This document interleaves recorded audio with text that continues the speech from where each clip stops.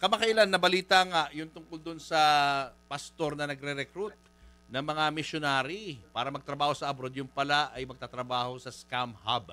Ano na po ang development dito, sir?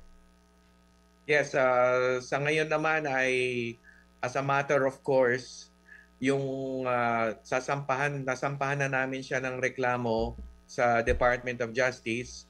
And so our uh, unit pertaining to aiding the DOJ in prosecution of illegal recruiters will be monitoring and as well as providing the necessary evidence and information to the DOJ prosecutor. Dahil ang layunin natin dito, tuluyan na siyang masampahan ng kaso sa korte for illegal recruitment. Ganong ka-common po ang ganitong modus operandi, sir?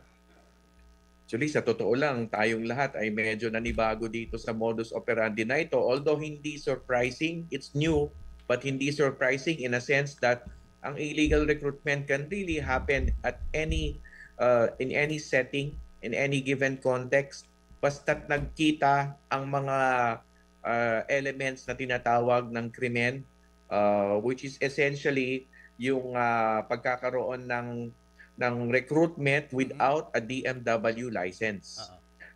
So pag nagkita yung dalawang requisitos na yan, ay illegal recruitment. Ganun katapang ang illegal recruitment laws natin. Napakasimple at hayag ng elemento. At nangyari yan definitely dito sa Pastora. Hindi excuse yung hindi niya alam ang batas o kawang gawa niya ito dahil very clear ang batas. Dapat license ng DMW ang recruiter para protektado ang rene-recruit. Kung hindi, ay walang sapat na proteksyon doon sa rene-recruit. Kahit anong kontrata, pwedeng isalang, kahit ano na lang, kahit sino na lang employer ang ibigay sa kanya. And worse, ay walang trabaho, peke, scam, lahat ito. Kaya yan ang purpose ng illegal recruitment laws. Kaya determinado tayong sampahan ng kaso yung na ipasara natin, napahinto nating illegal recruitment activity sa Rizal. So, ibig sabihin, Secretary, kahit na ikaw ay hinihikayat para ikaw ay maging missionary o magsilbi sa isang religious group, ito po ba ay kinakailangan pang dumaan sa inyong opisina para humingi ng permit? Hindi, kasi ang nangyari dito, hindi lamang ganun kasimple. Umabot sa punto na kunyari lang, itong Pundash Foundation na ito, kunyari lang na missionary, pero trabaho eh. Kaya't meron tayong findings. May surveillance kasi ito, meron tayong mga operatives who conduct surveillance, surreptitious or undercover surveillance. Para talagang huling-huli yung illegal recruiter at well-documented itong mga surveillance operations na ito. At yan ang ebidensya nga na ihahayag natin sa prosecutor. Yung trabahong inaalok ay hindi na lamang missionary kundi kunyari missionary pero factory worker, tea picker, clerk, accountant, mechanical engineer, construction worker sa Japan, Korea, Papua New Guinea at tumataga ng 36,000 to 120,000. Naniningil pa. Talagang illegal recruiter nga yan.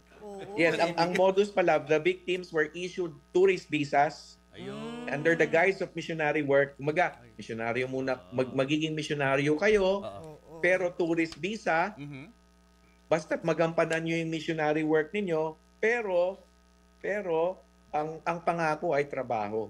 Sa likod ng lahat ng iyon, ang pangako ay trabaho. Ngayon, ang nangyari, sa tamang proseso. Ang nangyari kasi, Bureau of Immigration ang pinanggalingan nitong mga sumbong reklamo na ito. So pagdating sa Bureau of Immigration na passport control, sabi nila missionary sila. Tapos nagkaroon ng secondary inspection, ibig sabihin a round of cursory questioning ng BI. At doon na-reveal na gusto pala nila magtrabaho sa abroad. Kaya missionary ang pagiging pagkunwari nila. Pero on a secondary inspection ng Bureau of Immigration ay lumitaw doon na magtatrabaho pala sa abroad. Ngayon, siya namang inendorso ng Bureau of Immigration itong mga offloading na ginawa nila. So So parang TNT ang gagawin nila, no? Pagdating nila doon, magti-TNT, magtatrabaho bilang Yes, mga tama. manggagawa.